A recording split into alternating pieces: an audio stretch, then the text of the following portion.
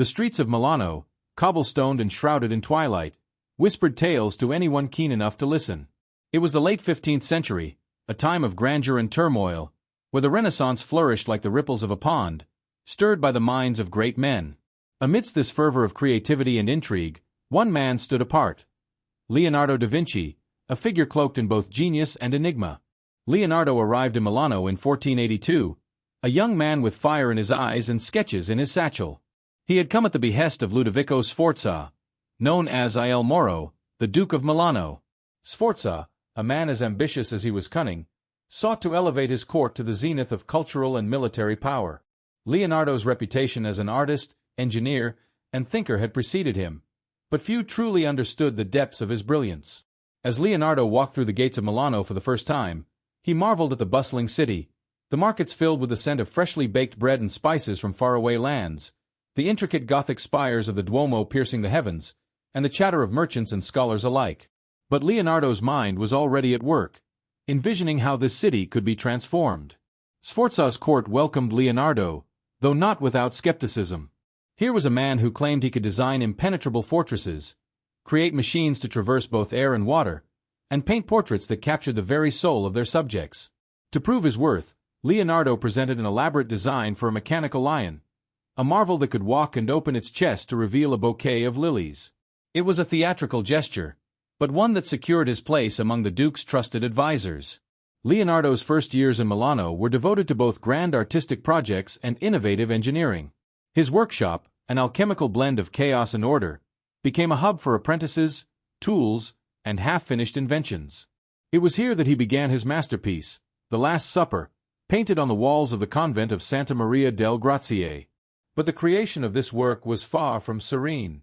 Stories tell of Leonardo spending hours staring at the blank wall, lost in thought, or working feverishly through the night, guided by a vision only he could see. The painting itself became a reflection of Milano's duality, a city of opulence and decay, of faith and betrayal. Each apostle's expression captured the fragility of human emotion, while Christ's calm visage seemed to anchor the chaos around him. Yet, the fresco's revolutionary technique, a mix of oil and tempera on dry plaster, proved disastrous. Within years, the masterpiece began to deteriorate, a haunting reminder of the impermanence of even the greatest works.